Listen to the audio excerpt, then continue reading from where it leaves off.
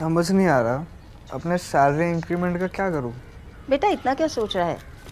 अपने mutual funds के SIP का टॉप अप करा ले। This is the right time. क्या? समझ में नहीं आया। बेटा इतना क्या सोच रहा है? अपने म्यूचुअल फंड्स का एसआईपी टॉपअप करा ले। This is the right time. अब समझा।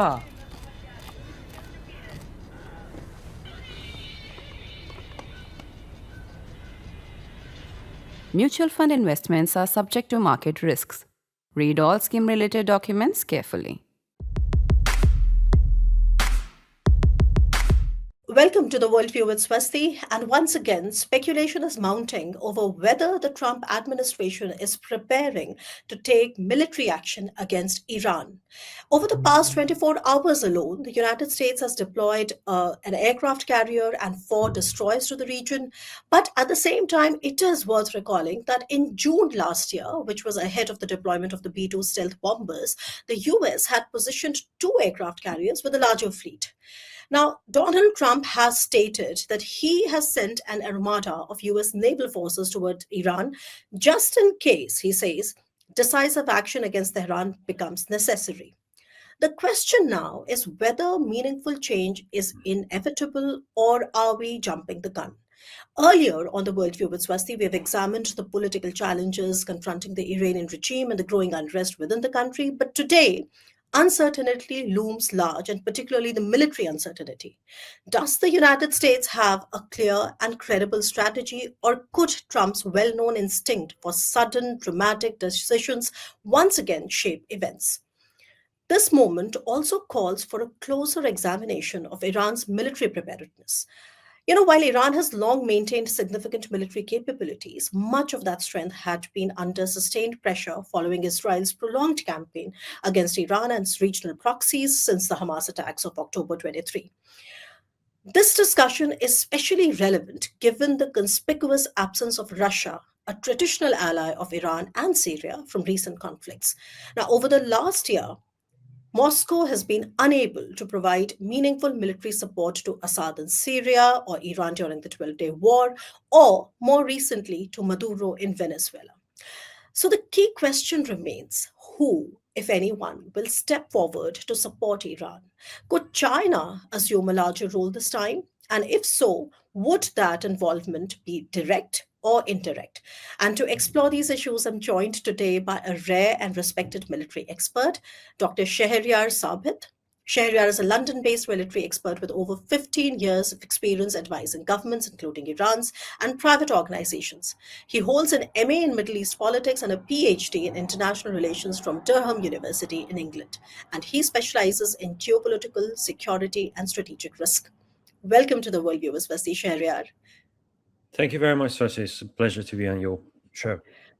Thank you. So let's just start with, you heard my introduction. Of course, there's much that from India's perspective we are interested in understanding. But let's just start with your assessment of the situation. What are the trends to watch out for today as we discuss it in, towards the end of January 2026? So as you clearly mentioned, there has been an unprecedented buildup of US military around Iran, and all the signaling shows that the Americans are ready for a major operation. The only target for such a huge mobilization appears to be Iran. It's not going to be Greenland. And for that reason, the analysis that exists as of today is that it is likely that US may carry out a strike against Iran, and the only way to avoid that is what we suspect are the back channels that try to avoid such an attack. The extent of that attack and how Trump is going to carry out his threat is not known, but the difference this time with previous occasions is that it is not a posturing to threaten Iran. It is a real military mobilization with the aim of carrying out an attack. Right. So when you say that this time it was not merely posturing, could you help us understand? Because you are an expert on Iran, and of course you've been watching that region very closely, and you're also sitting closer to the West than we are. What is the tipping point, in your opinion, that makes you so certain that this time it's not just posturing? Because and I asked you also because a lot of lay audiences find it difficult to ascertain when is it that Trump would tackle and when is it that he wouldn't. Well, Iran-US problem has existed for the last almost 50 decades now, and sustained proxy wars and sanctions and various types of conflicts between Iran and US has existed. But Trump has come out as someone who's trying to resolve the issues with Iran, although through force, but diplomatically. And he has tried various diplomatic channels, back channels, putting pressure on Iran, carry out attacks on Iran, killing the top-ranking Iranian general in Iraq. And he's still pushing for that diplomatic solution.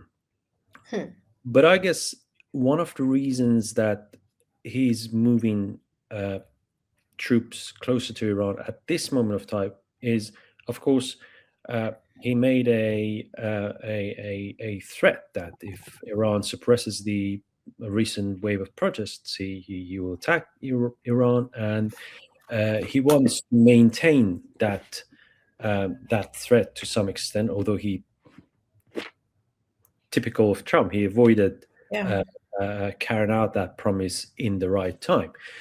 But at this stage, what I suspect is that there are back channels going on trying to avert a military action. It's not in the interest of the US. It's not in the interest of Trump politically.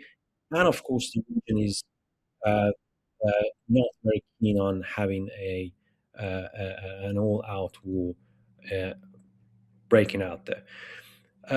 The expectation is that it could be a surgical and limited strike against Iran.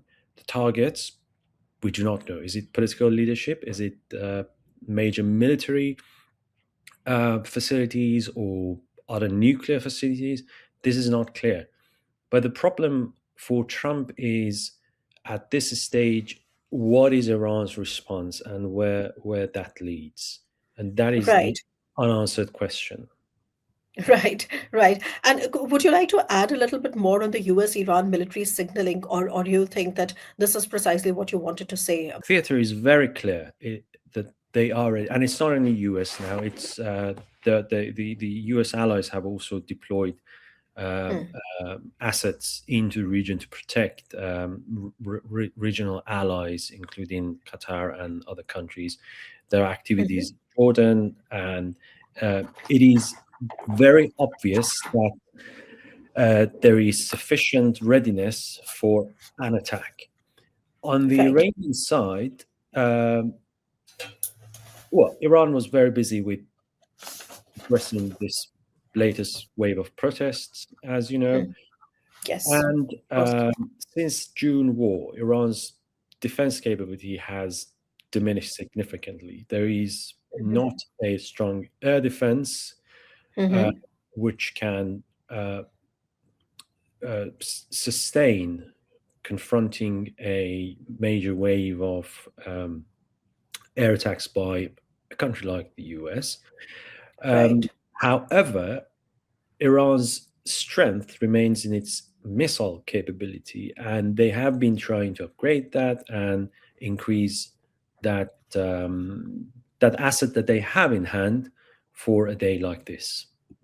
Right. Now, since we are now beginning to talk more about Iran's military capabilities, you mentioned that while the strength, it has been decapitated to some extent, or decapacitated, let's say, because it's still there, but the strength lies in ballistic missile capabilities. But help me understand, Shahriar.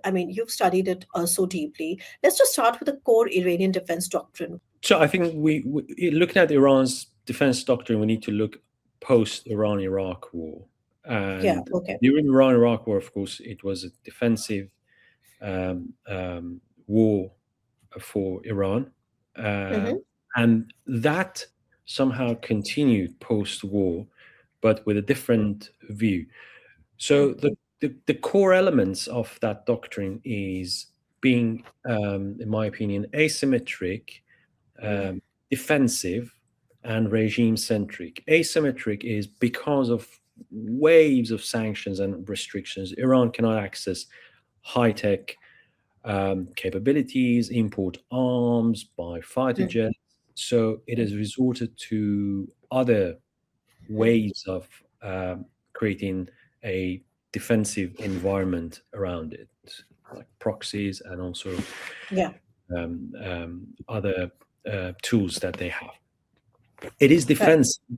It is not offensive. Iran does not have territorial ambitions. I think it's not been since Nader Shah, who came all the way to India.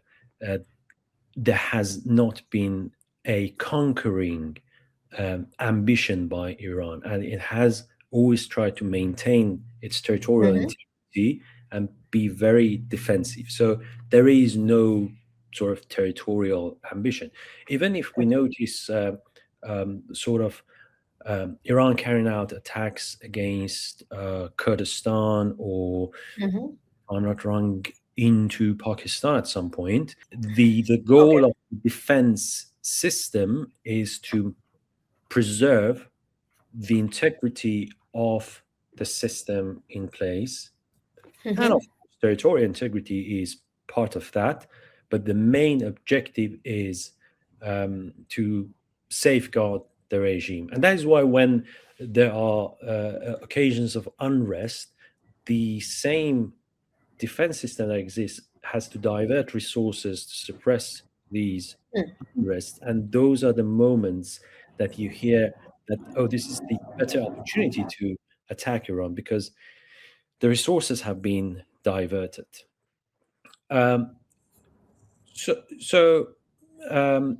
And what about the command structure and the civil military relations? I mean, how do we best or understand that part? One of the creations of the Islamic Republic post-revolution was to have two parallel structures, and there is no unified military actor in Iran. The old classical army of Iran exists there, but then the Iranian Revolutionary Guards were created after the revolution because of a degree of distrust with the conventional army. Gradually, RGC has gained the upper hand, and the commanding of the Iranian armed forces solely lies with the IRGC. And although the army and RGC are working on the same objectives, but Right. the way they operate and the way the command is structured is different. Okay. The other important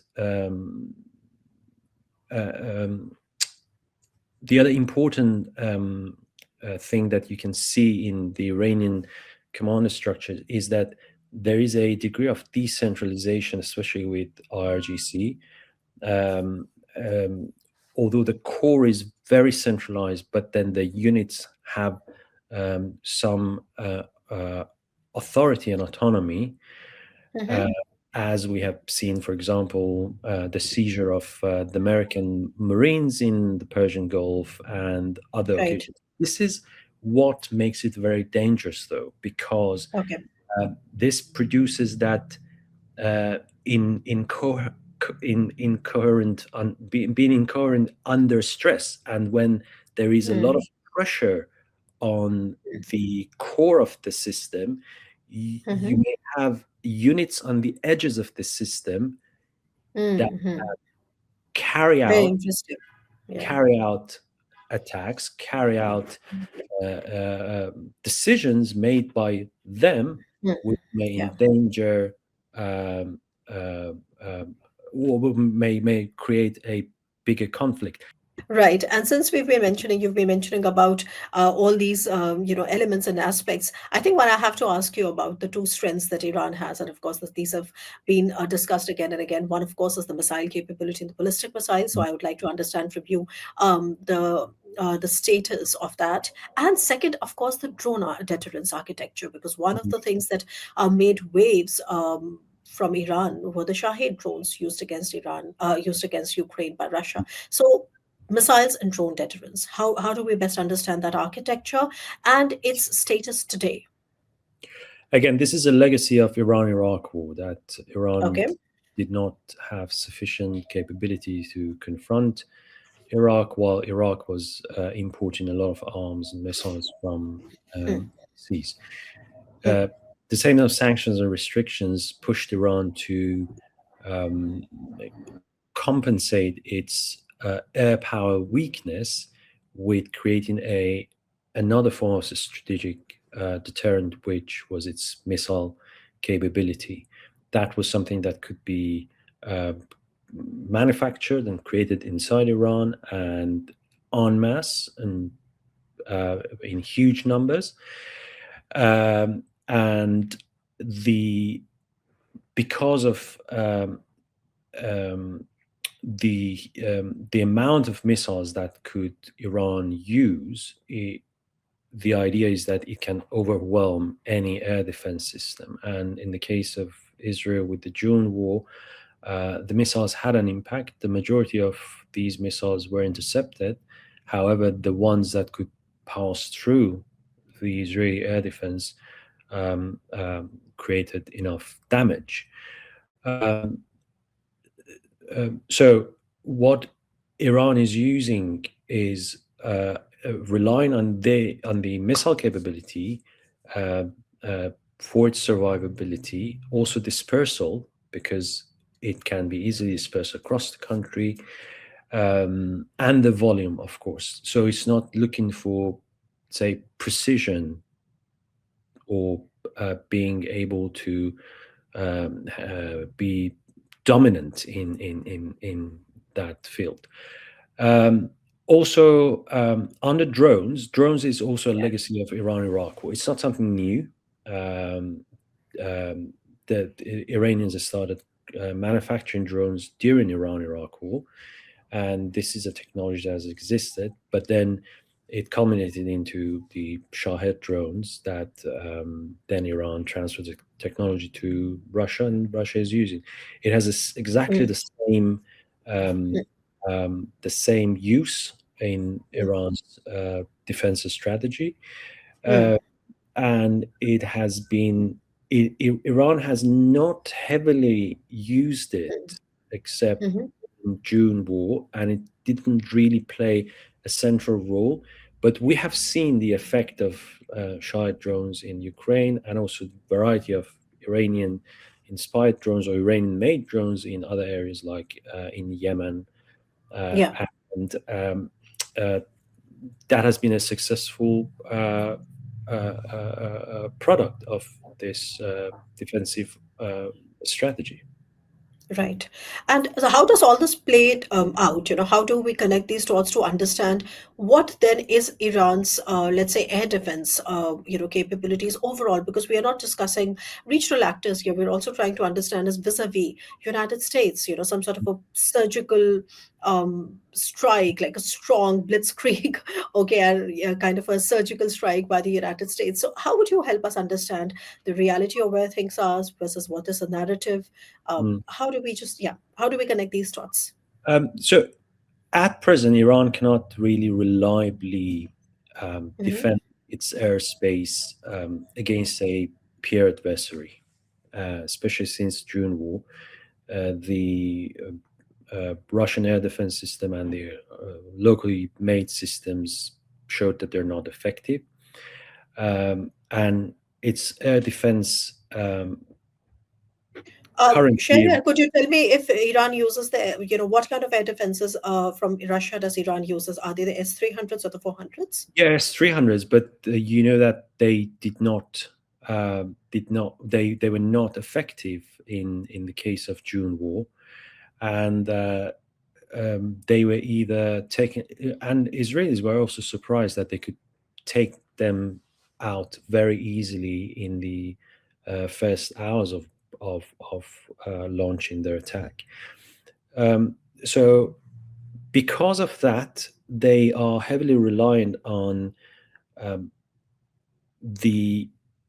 a reaction to any attack rather than defending Iranian airspace. And if United States is going to carry out an attack on Iran, Iran is not capable to defend its airspace for long, and they can only react through the missiles and drones. Otherwise, it will not be.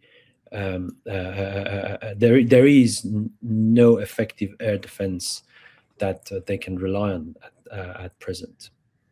So let me just here at this stage also ask you this question of, do you think, because Russia has been one of the biggest defense suppliers, and defense partners to Iran, and as you could see that in the introductory part of this, discussion, I said that Russia has not been able, whether it's willing or unwilling is a different thing, but it's simply not been able to play a role, and I do not foresee that Russia would be able to play a role in case there was something similar to repeat in Iran. But what about the role of China? I mean, let me just ask you this question on who do you think is going to come and help Iran, whether directly or indirectly, before I come to the naval side and ask you about the Strait of Hormuz. Yeah.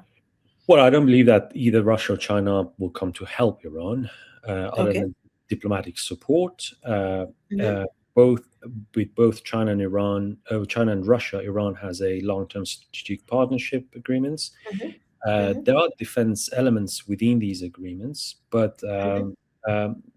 in the case of China, China has always backed Iran politically or diplomatically because Yeah. it's relying on cheap Iranian oil at present, Yes. but Yeah. it has never exported arms to Iran since the sanctions kicked in.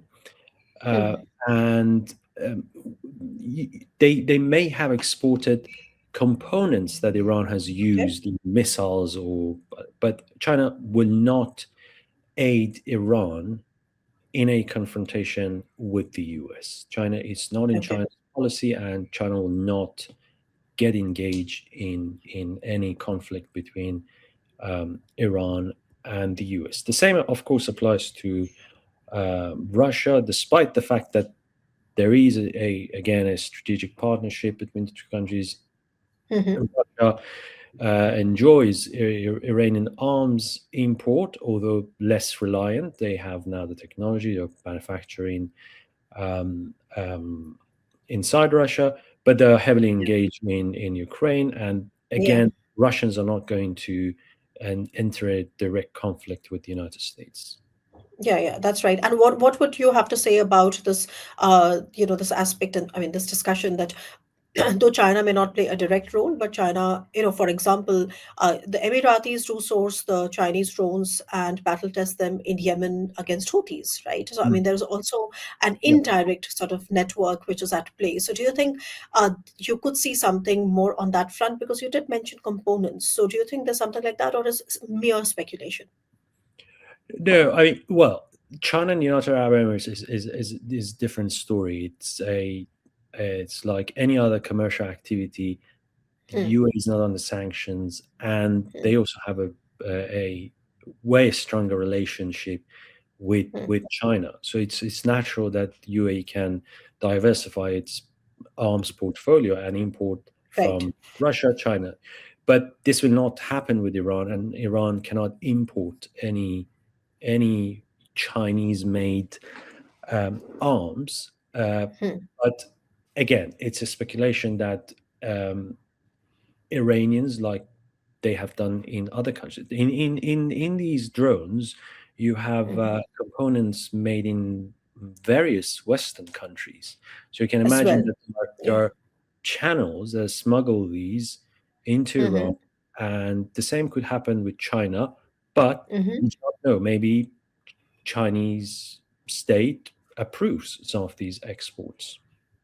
Right, right. So, well, that's a question mark, and I think we'll all be watching out for that. Now, let me just come to the naval side because, from India's perspective, you're always worried about,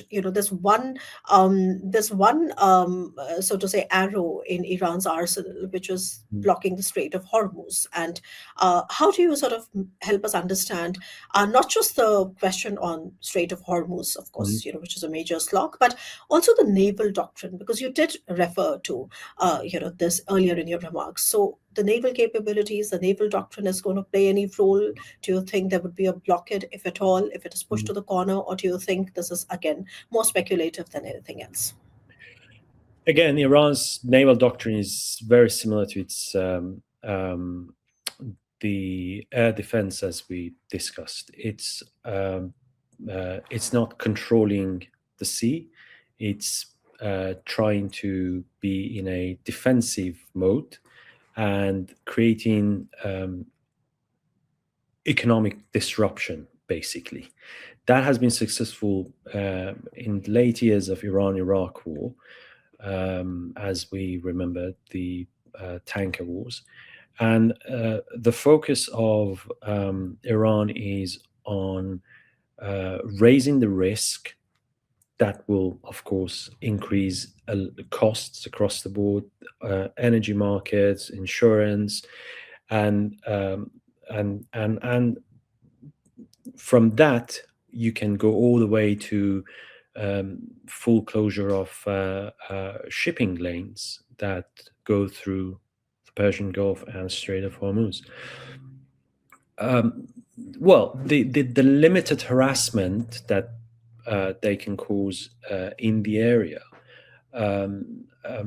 has a certain threshold that they have been very careful to calibrate, that not to provoke a confrontation with the Western forces that operate in the Persian Gulf. As you know, on many occasions, U.S. Navy or Royal Navy escorted commercial ships just to protect them against Iranian harassment, or, of course, Houthis have been very active on that front as well. Yeah.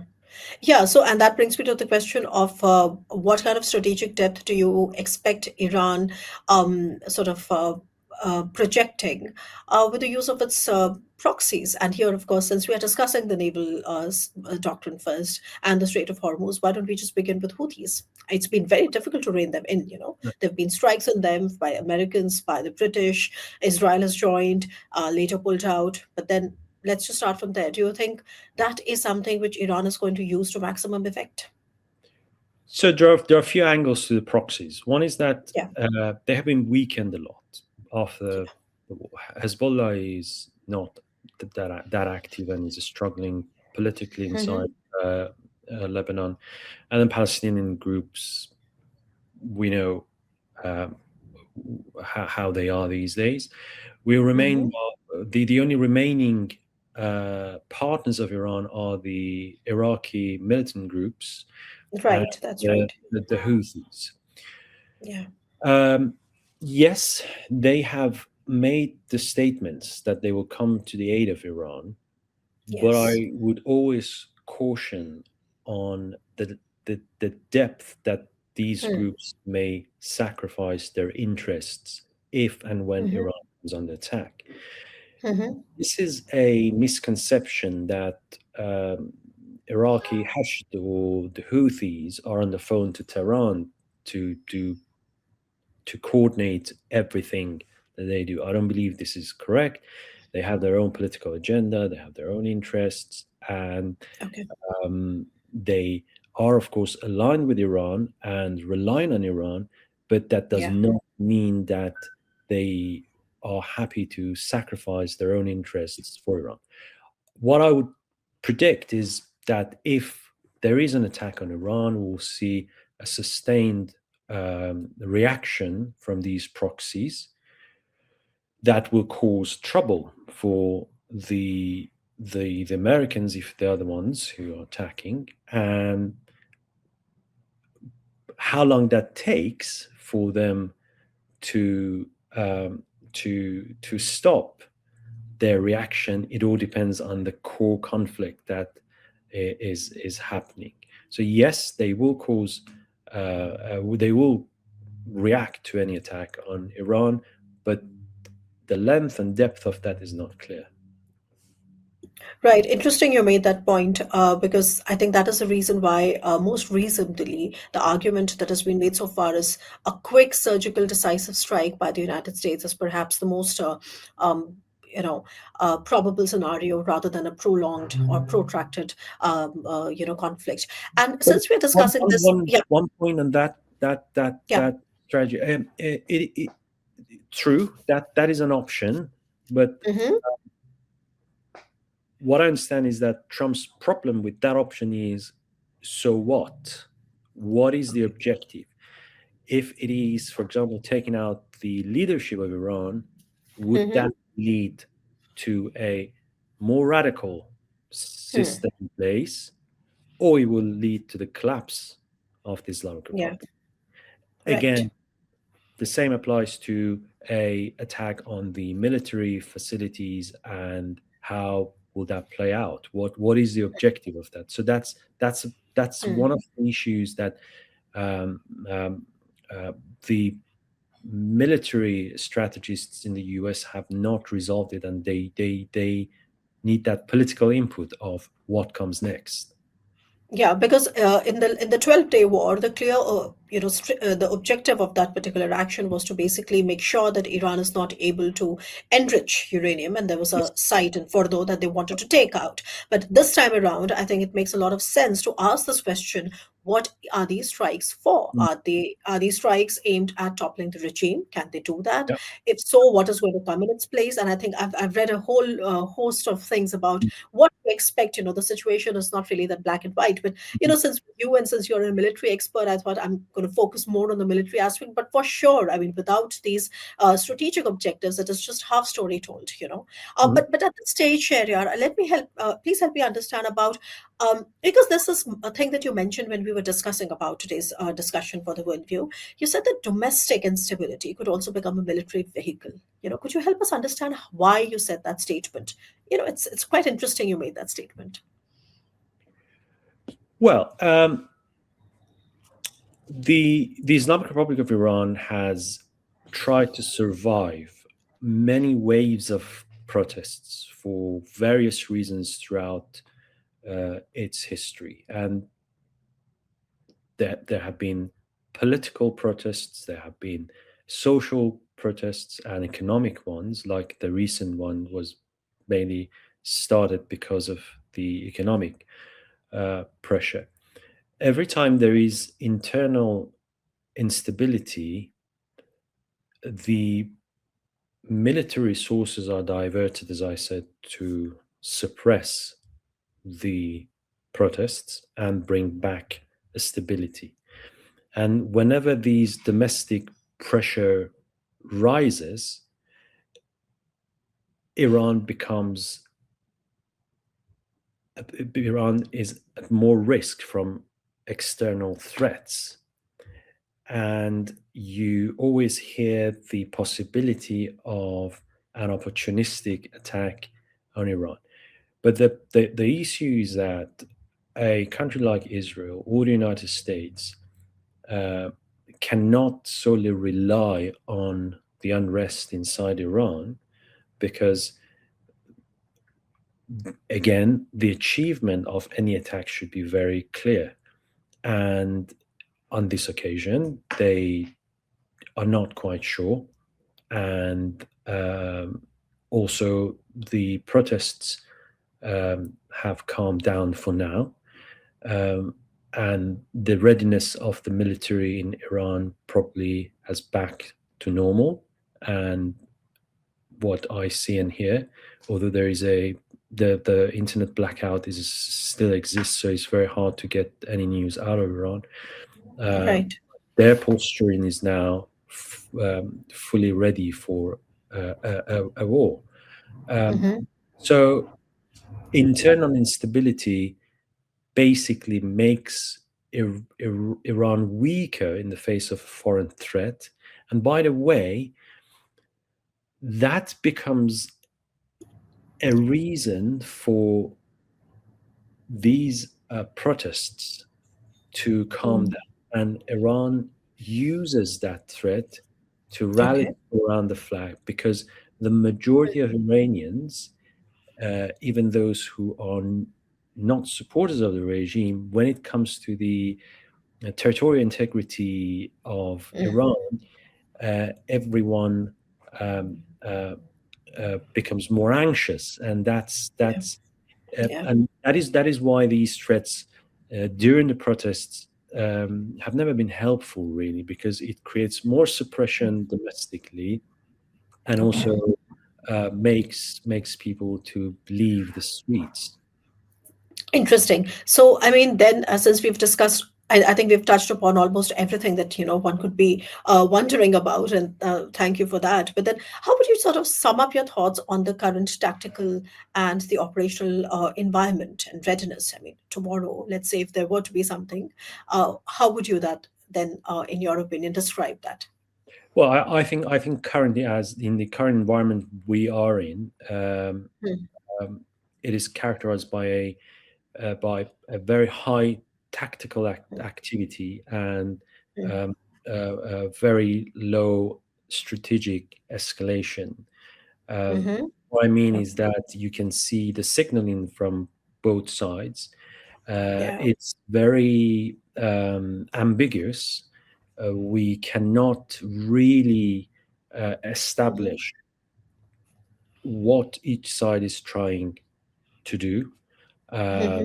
And the problem is more complicated because of President Trump being so unpredictable. Right. But what I believe is that there is a serious back-channel diplomatic talk going on. And it may look like as the last chance that Trump is given to Iran at present to avert war. But what he expects and what Iranians are happy to give up is something that we need to see. And also, what if all fails? Would Trump be ready to enter in an all-out war with Iran? So, what is it that Iran could be still surprised with? I mean, what is that surprise element? Is there anything that Iran is not prepared for, a scenario that we've not discussed so far? I don't think so, because the US threat has always been there. But Iranians have always been able to avert these threats at last minute. What Israel did was the greatest military surprise that Iran really did not expect. And of course, it was not solely a military operation. It was heavily geared towards intelligence activities that Israel had in Iran. And that's the main reason for its success. Iran understands this. It's a major weakness, and they have not recovered from June war. And I believe that they are also given a chance to diplomacy. But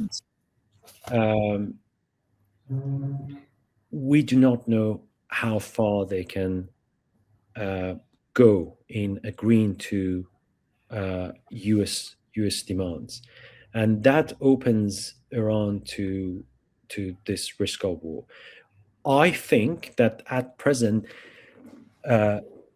they have increased their readiness to a full war. And if a major attack happens, I think the reaction will also be significant, and it is based on the same doctrine of safeguarding the regime and trying to survive. But this time, it may not be in Iran's interest, and they may agree to a diplomatic solution. But in no situation do you see something like Maduro act play out in the case of Iran? Or do I you? I don't think so. I mean, what you see from the reports and the analysis is the one potential surgical attack is to take out the Iranian leader. That is a possibility, but that means you need to have a established channel and established alternative already to take on the leadership of the country. In the case of Venezuela, it was all planned, very It well was Delcy planned, because yes, of and course, she was it, ready to take over. it Yeah. worked out. With Iran, this uncertainty is always there. That are we going to have a sort of political class in Iran that will take over the role of leadership and move the country towards a more pragmatic approach and rapprochement with the West, or it will become more radical and a greater threat to the West? I think that is the bigger question. On the issue of alternative political forces, I am quite unsure, as it was also reported that the Americans have this doubt that if there are viable options to be able to take over the leadership of the country if such a scenario plays out. So on that note, I have to thank you, Shahriar, for taking a time out on a weekend. And of course, this is a situation which is unfolding fast. I mean, we're all watching it, and I think probably we'll be back to discuss more on this if something decisive happens. But right now, let me thank you for a very generous discussion, and you have really elaborated greatly upon all these points that I had in mind. Thank you. It was a pleasure.